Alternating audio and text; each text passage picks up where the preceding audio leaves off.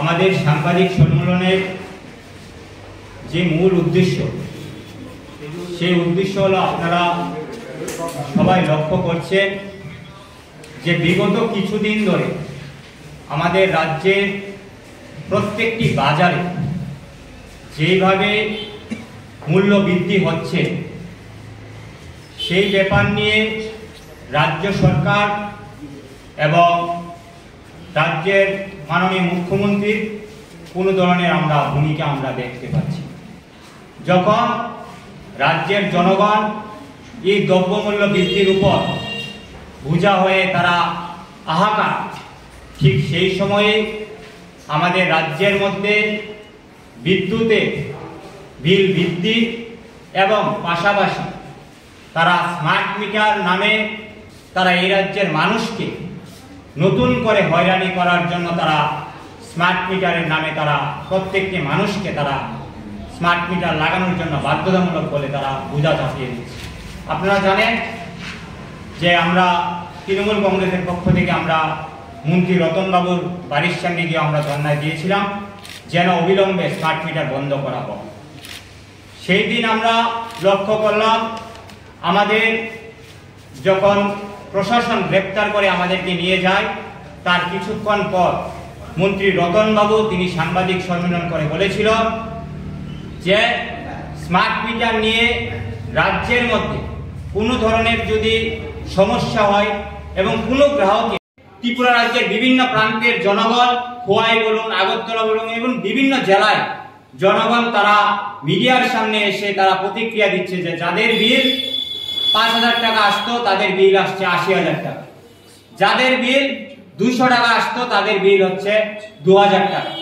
কিন্তু আমরা লক্ষ্য করছি যে বিদ্যুৎ মন্ত্রী এখনো পর্যন্ত স্মার্ট মিটার বন্ধ করা উনি কোনো ধরনের এখনো পর্যন্ত পদক্ষেপ নেয়নি।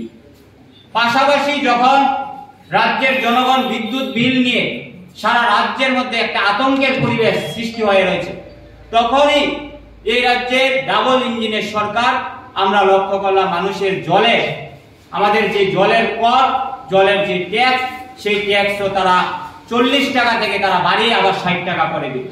মানে এই রাজ্যের জনগণকে শোষণ করার জন্য যত ধরনের পদক্ষেপ নেওয়া প্রয়োজন সমস্ত ধরনের পদক্ষেপ তারা সমস্ত দিক থেকে তারা নেওয়া শুরু করেছে। আমরা তৃণমূল কংগ্রেসের পক্ষ থেকে আমরা মুখ্যমন্ত্রীর কাছে আমরা দাবি রাখছি যে এই রাজ্যের শ্রমজীবী গরিব অংশের মানুষের কথা চিন্তা করে তারা যেন অবিলম্বে যে আমাদের জলের যে ট্যাক্স, সেই ট্যাক্স যেন কমানো হয় এবং জলের পরিষেবা বলতে আজকে রাজ্যের মধ্যে কোনো ধরনের জলের কোনো পরিষেবাই নেই। তাহলে কিসের ট্যাক্স বাড়ানো হচ্ছে, কার সাথে ট্যাক্স বাড়ানো হচ্ছে?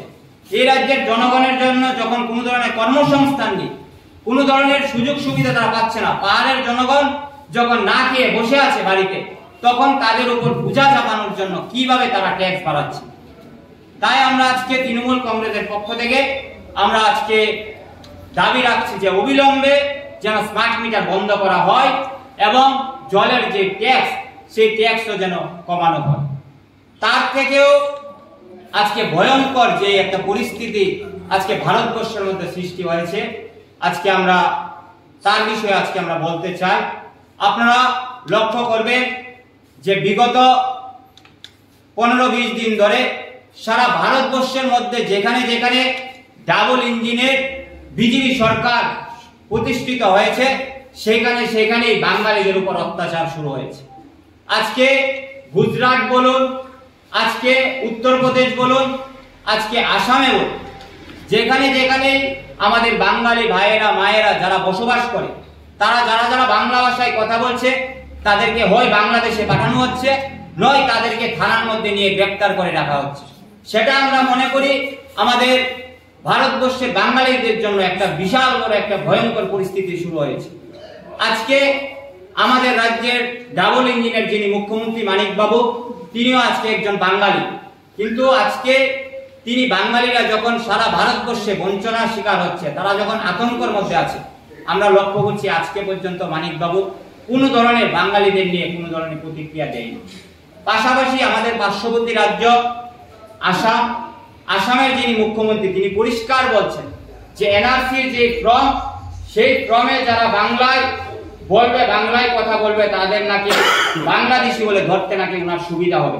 উনি নিজে প্রতিক্রিয়া দিয়ে মানে বলছে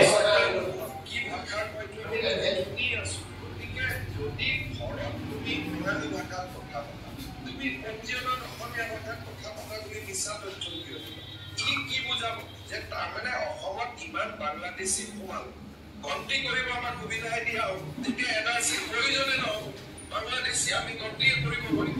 গতিকে যদি সুবিধা কৰি দিয়ে কৰি দিয়ক। মই ধন্যবাদ জনাইছো যে বাংলাদেশী কাউন্ট কৰা নতুন ৰাস্তা এটা দিব খুজিছে, ভালে হ'ব। আসামের মুখ্যমন্ত্রী মনে করছে যে বাংলা ভাষায় যারা কথা বলবে তাদেরকে নাকি বাংলাদেশি বলে তাদের বাঁচতে নাকি সুবিধা হবে। এটা আমি মনে করি যে বাঙালি যারা কথাবার্তা বলে, যারা আমরা বাংলা ভাষায় কথাবার্তা বলি, বাঙালিদের জন্য একটা বিশাল ধরনের ডাবল ইঞ্জিনের একটা পরিকল্পনা, তাদেরকে ভারতবর্ষ থেকে ভাগানোর জন্য একটা কখনো রোহিঙ্গা বলছে, কখনো বাংলাদেশি বলছে।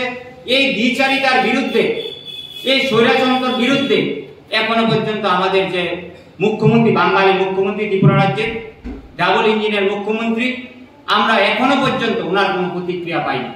আমরা ত্রিপুরা রাজ্যের জনগণ এবং তৃণমূল কংগ্রেস আমরা মনে করি যে রাজ্যের যিনি বর্তমান মুখ্যমন্ত্রী বাঙালি, তিনি এই বাঙালিদের উপর যে অত্যাচার সারা ভারতবর্ষে এবং বিভিন্ন রাজ্যের মুখ্যমন্ত্রীরা যেভাবে বাঙালিদের উপর মন্তব্য করছে, তার বিরুদ্ধে উনি যেন ওনার ভূমিকা এই রাজ্যের মানুষের সামনে পরিষ্কার করে, উনার কি স্ট্যান্ড, উনি কি চাইছে বাঙালিদের নিয়ে, তার পরিকল্পনা যেন মিডিয়ার মাধ্যমে বা বিভিন্ন সামাজিক সংস্থার মাধ্যমে তিনি যেন ওনার ভূমিকা তিনি পূরণ করেন। এবং আজকে রাজ্যের মধ্যে তারা স্মার্ট সিটি, আমাদের যে শহর, সেই শহরে স্মার্ট সিটিতে আপনারা জানেন আজকেও বৃষ্টি হচ্ছে, প্রত্যেকটা রাস্তাঘাটের অবস্থা বেহাল, সরকারের কোনো ধরনের পদক্ষেপ নেই। সরকার ব্যস্ত শুধু ট্যাক্স বাড়াতে, মানুষের কাছ থেকে কিভাবে কর নেওয়া যায় সেই সমস্ত জিনিসগুলোর দিকে তারা ফোকাস দিয়ে রয়েছে। কিন্তু এই রাজ্যের মানুষকে, এই রাজ্যের ত্রিপুরা রাজ্যের জনগণকে কিভাবে পরিষেবা দেয় তার জন্য এখনো পর্যন্ত কোনো ভূমিকা নেই। আগরতলা শহরের প্রত্যেকটি রাস্তায় বলুন এবং প্রত্যেকটি গল্লিতে, পাড়ার যে গল্লিগুলো থাকে তার ছোট ছোট ড্রেনগুলোর অবস্থা বলুন, কোনো ধরনের পরিকল্পনা নেই। আজকে রাস্তাঘাটের বেহাল অবস্থা, সেই বিষয়গুলো নিয়েও আমরা আগামী 28 তারিখ আমরা মিউনিসিপ্যালিটি দপ্তরের সামনে আমরা 1 ঘন্টায় ধর্নায় বসবো, আগরতলা সিটি সেন্টারের সামনে।